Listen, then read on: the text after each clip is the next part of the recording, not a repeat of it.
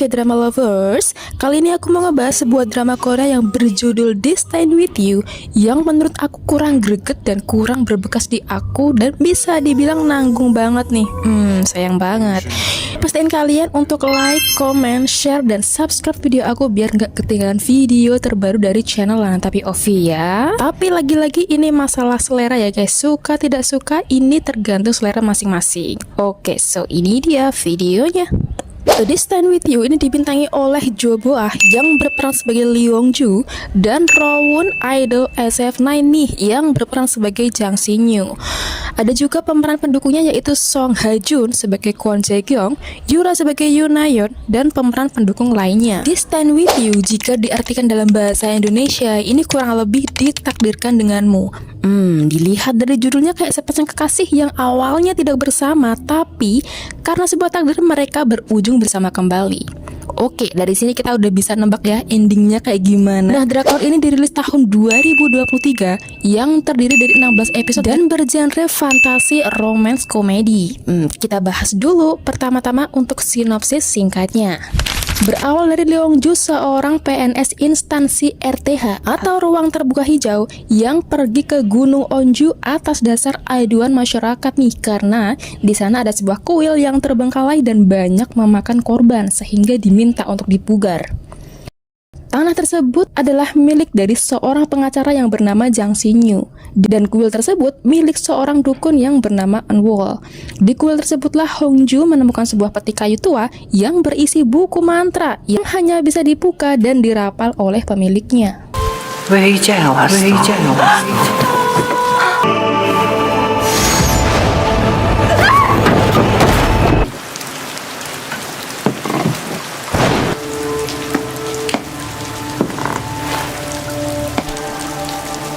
드라마가 고증을 참 저승사자가 잘생겼네.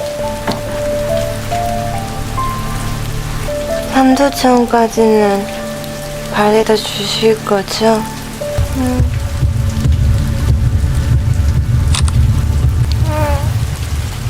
Jang Sin-yu adalah seorang pengacara mahal yang dikarakterkan berkarisma, dingin, dan arogan. Namun, ia mengidap suatu penyakit yang membuat tubuhnya tidak bisa bergerak nih, yang ternyata adalah kutukan leluhurnya sejak 300 tahun yang lalu. Oke, kita kembali ke buku mantra yang ditemukan oleh Lee Yong-ju. Buku mantra tersebut memiliki banyak mantra di dalamnya, di antaranya adalah mantra cinta, mantra cantik, mantra sakit, dan many others nih. Lengkap banget gak tuh? Yang konon ditulis oleh seorang dukun 300 tahun yang lalu. Jang Sin-yu menginginkan mantra untuk melepas kutukan yang menimpa dirinya. Sebuah takdir mempertemukan mereka yang menjadi awal mula bagi keduanya berhadapan dengan cinta, namun memiliki kutukan yang mengikat dalam satu takdir yang sama. Wow. Awalnya, Hong-ju agak skeptis dengan mantra tersebut, tapi karena cintanya ditolak oleh Pak Kwon Jae-kyung, sang pujaan hati Hong-ju, ia berniat mencoba sebuah ramuan cinta untuk menarik Kwon Jae-kyung, yaitu seorang penasihat wali kota di balai kota Onju. Malah secara tidak sengaja justru diminum oleh Jang Sin-yu. Sejak saat itulah Jang Sin-yu seringkali merasa tertarik dengan Hong-ju, padahal awalnya tidak ada ketertarikan sama sekali dan bahkan ia sudah memiliki kekasih yang bernama Na-yeon, yakni anak wali kota Onju. Semakin lama mereka berinteraksi, mereka terlibat kisah cinta segitiga antara Jang Sin-yu, Pak Kwon Jae-kyung, dan Lee Yong-ju. Singkat cerita, Jang Sin-yu dan Lee Yong-ju ini melihat kehidupan masa lalu mereka pada masa dinasti Joseon, yang ternyata mereka sudah bertemu sejak 300 tahun yang lalu. Kehidupan sebelumnya, Hong-ju adalah seorang dukun pemilik buku mantra tersebut yang terlibat kisah cinta dengan putra kerajaan yang merupakan kehidupan masa lalu Jang Sin-yu. Namun sayangnya kisah cinta mereka tidak direstui, yang ternyata inilah sumber dari kutukan Jang Sin-yu berasal. Itu aja nih sinopsis singkat dari drama Korea Destined With You. Dilihat dari sisi cerita ada plot yang menarik nih sebenarnya, dan ada hook di awal, yakni Sin-yu yang terkena kutukan keluarga yang berasal dari kehidupan masa lalunya, yakni adanya tangan perempuan berdarah yang terus nempel ke Jang Sin-yu yang membuat sebagian anggota tubuhnya tidak bisa digerakkan. Dari situlah ia ingin melepas kutukan itu dengan mantra yang ditemukan oleh Lee Yong-ju. Ini sebenarnya menjadi salah satu hook yang bagus sih bagi penonton untuk menunggu siapa nih pemilik tangan itu dan kutukan apa sebenarnya di balik tangan itu.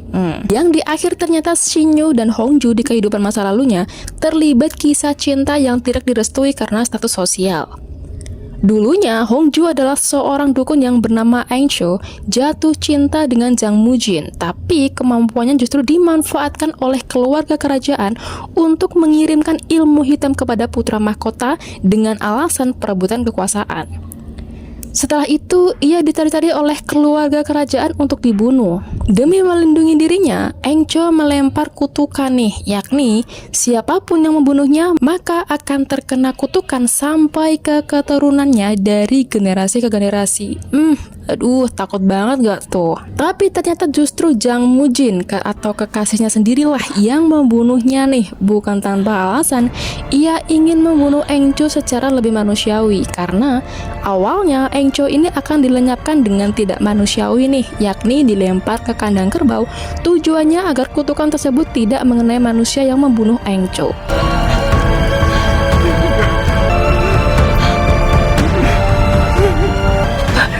죽이는 자, 저주를 받는다.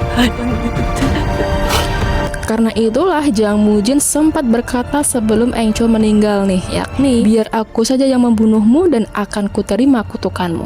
Romantis banget gak tuh? Di sini acting dari Jo Bo-ah aku akui keren banget sih sebagai Aengcho, apalagi scene saat ia hendak dieksekusi di depan kerajaan. Sungguh berbeda 180 derajat dengan karakter Hongju yang seorang perempuan charming girl. So, menurut aku di sini yang menjadi daya tarik penonton justru episode awal dan akhir, karena di akhir ini terungkap sejarah kehidupan masa lalu Jang Shinyu dan Hongju, yakni masuk ke episode 12.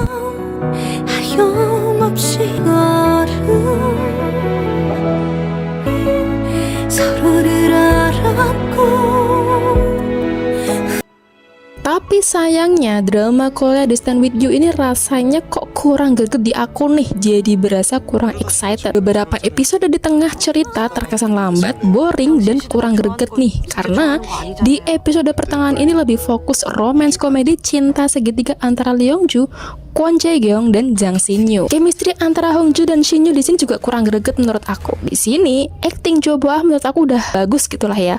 Waktu jadi Hongju juga menunjukkan effort untuk bisa dapetin chemistry dengan Rowoon. Tapi di sini justru pemeran cowoknya nih, yakni si Jang Shin-yu, yang menurut aku kurang greget. Entah kenapa, apakah karena Rowoon ini aslinya lebih muda dari Bo-ah, sehingga kurang menjiwai karakter sebagai pengacara dingin Jang Shin-yu. Kita kulik dulu bio dari Rowoon dan Jo Bo-ah dulu ya.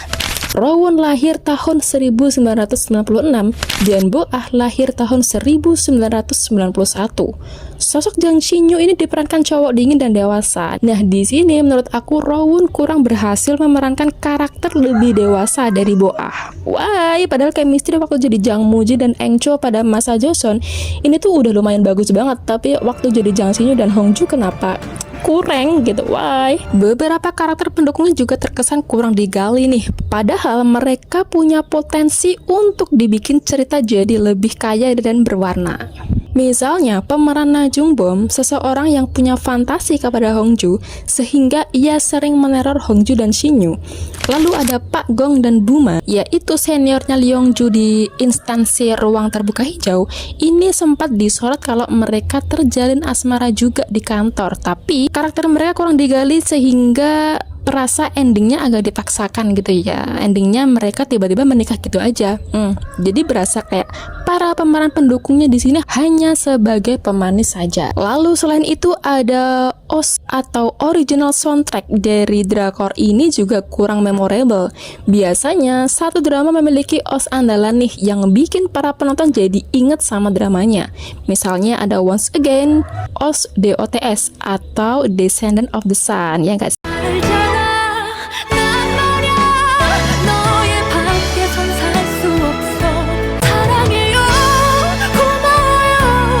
Lalu ada OST Dream dari Taeyeon yang merupakan OST dari drama Korea Welcome to Samdalri.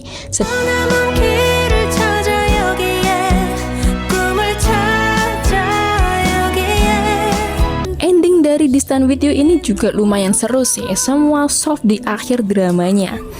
Pemeran Najung Bom, yakni penguntit Hongju, akhirnya ditangkap polisi karena pembunuhan istrinya 5 tahun lalu.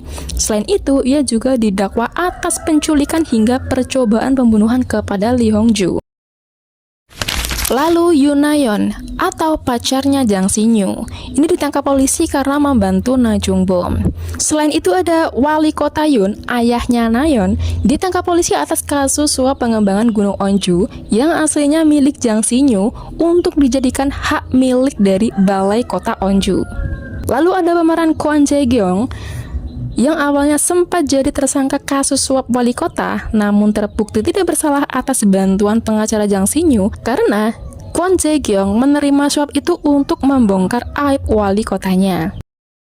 Lalu masalah dari pemeran utama yakni kutukan Shinyu juga menghilang nih di endingnya, karena sebelumnya disebutkan kalau kutukan itu hanya akan hilang dengan kematian, dan Shinyu sempat mati suri setelah ia menjadi korban penusukan oleh Najung Bom saat menyelamatkan Lee Hongju. So, itulah review aku terkait dengan drama Korea Distant With You yang sayang banget nih kayak kurang greget dan kurang berkesan di aku dari sisi chemistry dan juga plotnya yang bisa dibilang lambat. So, gimana menurut kalian? Agree or disagree nih? Coba komen di bawah ya. Ya, walaupun begitu, dilihat dari sisi cerita fantasinya, yakni kutukan yang dialami Jang Si-nyu, ini menjadi daya tarik dan hook yang bagus dari drama Korea Distant With You ini. So, itu aja sih. Thank you yang sudah nonton video aku dari awal sampai akhir. Serta jangan sungkan untuk like dan subscribe channel aku ya. Oke, so itu aja. Panatapi of you undur diri dan bye-bye. 정신 차려 정신이야.